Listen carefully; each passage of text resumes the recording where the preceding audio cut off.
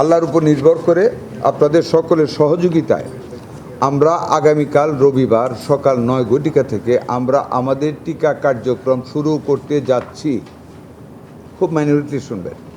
সেই টিকা কার্যক্রমের জন্য আমাদের নিটাক কর্তৃক, নিটাক হলো আমাদের এটা এই ব্যাপারে national immunisation technical advisory group NTAGI, এরা এবং আরও কিছু এক্সপার্টাইজ ফ্রম হেলথ মিনিস্ট্রি তারা আইডেন্টিফাই করেছেন কোথায় বেশি ভয়াবহ আকারে এই মিজেলটা শুরু হয়েছে। সেখানে immediately we have to hit 30 upazila under 18 districts. ইংরেজিতে যদি একটু আমার মাঝে মাঝে আইসা পড়ে মাপ চাই, যদি বুঝতে অসুবিধা বলবেন, রিপিট করব বাংলায়। 30টা উপজেলাতে 18টা জেলার অধীনে 30টা উপজেলাকে আমরা হিট করতে চাচ্ছি। এখন ওইখানের মিজেলসের আক্রমণটা বেশি বিদায় আমরা কাকে দিতে যাচ্ছি? আমরা তখন বলেছিলাম 5 years to 10 years। এটা একটু চেঞ্জ হয়েছে মানে এই পর্যন্ত যত রুগী মিজেলে ভর্তি হয়েছে তার মধ্যে 82% রুগী হইল 5 বছর মানে 6 মাস থেকে 5 বছরের নিচে। এই ব্র্যাকেটের ভিতরে রুগী 82%, এবং এইখানে ডেথটা বেশিও হচ্ছে। সেই কারণে আমরা ফার্স্ট হিটে নিয়েছি, ফার্স্ট কনসিডারেশন নিয়েছি 6 মাস থেকে 59 মাস, মানে 5 বছর থেকে 1 মাস কম। এই গ্রুপটাকে আমরা কালকে থেকে শুরু করতেছি। এটাকে আমরা ফার্স্ট কভার করতে চাচ্ছি অল ওভার দ্য কান্ট্রি। এই 30টা উপজেলা শুরু করা মানে আমাদের কার্যক্রম শেষ না।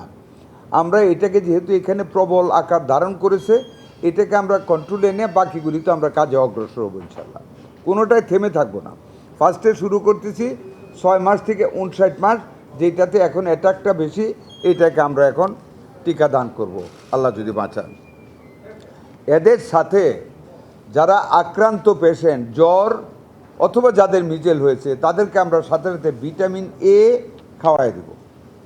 ভিটামিন এ প্রত্যেক হসপিটালে যেখানে রুগী আছে এটা খাইয়ে দেওয়া হবে এই আমাদের এই কর্মসূচির ভিতরে।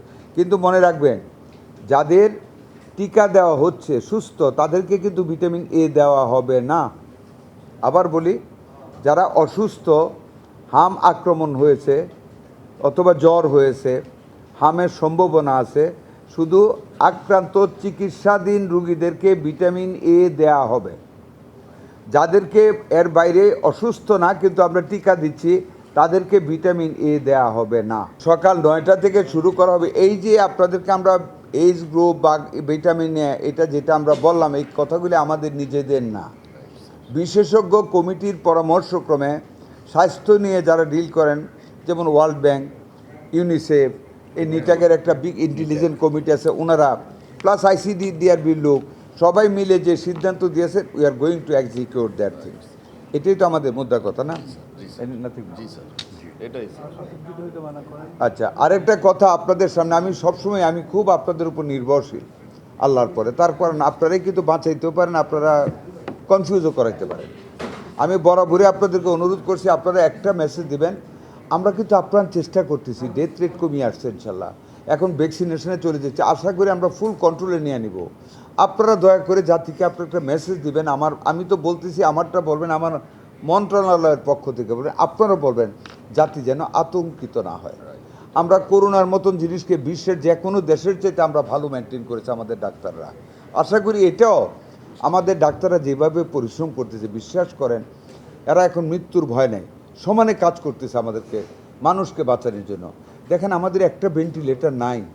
আমরা এই পর্যন্ত প্রায় কয়টা ডেলিভারি দিয়েছি, আমাদের পাইপলাইনে আছে আরও 20টার মতো ভেন্টিলেটর, যেখানে জরুরি দরকার আমরা ভেন্টিলেটর সাপ্লাই করে দিয়েছি, যেই জন্য ডেথ রেটটা 10টা দিয়ে দেওয়া হয়েছে। রাজশাহীতে 5টা দেওয়া হয়েছে। আর আরও অবাক হবেন আল্লাহ কীভাবে আমাদেরকে বাঁচান। এই ভেন্টিলেটর ছাড়া আমাদের ডাক্তাররা কিছু মেথড ইভলভ করেছে, যেটা দিয়ে এখন লাঙে অক্সিজেন দেওয়া যায়, ভেন্টিলেটরও লাগে না। আমাদের ICDW ডক্টর কিনা